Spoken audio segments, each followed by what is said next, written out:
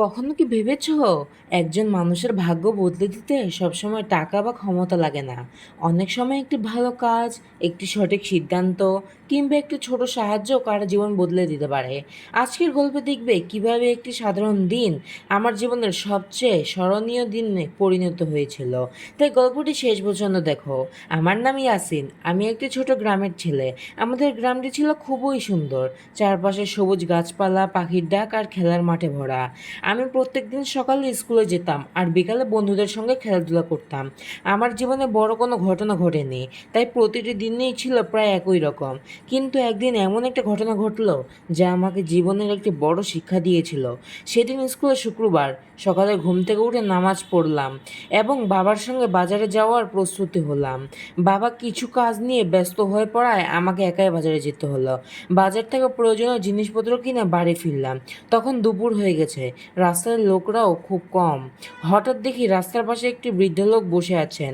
তার চেহারায় ক্লান্তির ছাপ স্পষ্ট দেখা যাচ্ছিল। তিনি বারবার চারদিকে তাকাচ্ছিলেন, যেন কাউকে খুঁজছেন। আমি তার কাছে গিয়ে বললাম, চাচা, আপনার কি কোনো সমস্যা হয়েছে? বৃদ্ধ লোকটি আমার দিকে তাকিয়ে বললেন, বাবা, আমি পাশের গ্রামে আত্মীয়র বাড়িতে এসেছিলাম, কিন্তু ফেরার পথে ভুলে গেছি। আমার সঙ্গে কোনো মোবাইলও নেই।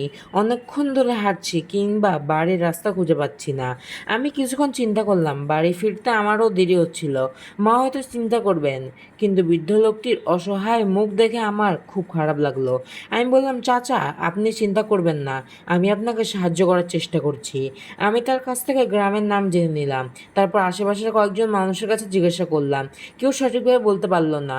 তখন আমি সিদ্ধান্ত নিলাম বৃদ্ধ লোকটির কাছে গিয়ে ইউনিয়ন পরিষদ অফিসে যাব, যেখানে হয়তো কেউ সাহায্য করতে পারবে। অনেকটা পথ হাঁটার পরে আমরা ইউনিয়ন পরিষদে পৌঁছালাম। সেখানে একজন কর্মচারী বৃদ্ধ লোকটির কথা শুনে বললেন, তিনি গ্রামের নাকি চেনেন। তিনি আরও কয়েকজন সঙ্গে যোগাযোগ করলেন। কিছুক্ষণ পর জানা গেল বৃদ্ধ লোকটির পরিবার তাকে খুঁজে বের হয়েছেন। প্রায় 1 ঘন্টা অপেক্ষার পর মোটরসাইকেল এসে থামলো।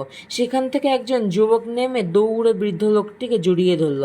পর জানতে পারলাম তিনি বৃদ্ধ লোকটির ছেলে। তার চোখে আনন্দের পানি চলে এসেছিল। তিনি বললেন, আমরা সকাল থেকে বাবাকে খুঁজছি, কোথাও পাচ্ছিলাম না। আপনি না থাকলে হয়তো কি জানি হইতো। আমি খুশিতে হেসে বললাম, বাবা, আপনার তো অনেক উপকার হলো। সেই যে আমি তার উপকার করলাম।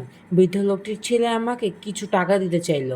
তখন আমি নিতে রাজি হলাম না, কারণ আমি মনে করলাম মানুষের উপকার করার জন্য পুরস্কার দরকার হয় না। তখন বৃদ্ধ লোকটির আমার মাথায় হাত বুলিয়ে দিলেন আর বললেন, বাবা, আল্লাহ হাফেজ। আল্লাহ তোমাকে অনেক বড় মানুষ বানাক। তুমি আজ মানুষকে অনেক সাহায্য করেছো। তুমি আজ যদি আমাকে সাহায্য না করতে, আমার পরিবারকে শান্তিতে ফিরিয়ে দিতে পারতে না, তাহলে আমার পরিবার আমাকে খুঁজে বেড়াতো। আমার পরিবার যতক্ষণ না আমাকে খুঁজতে পারত, ততক্ষণ টেনশনে তারা অক্লান্ত পরিশ্রম হয়ে যেত। যেদিন বাড়ি ফিরতে আমার অনেক দেরি হয়েছিল, মা প্রথমে একটু রাগ করেছিলেন, কিন্তু পুরো ঘটনা শোনার পরে তিনি হাসলেন।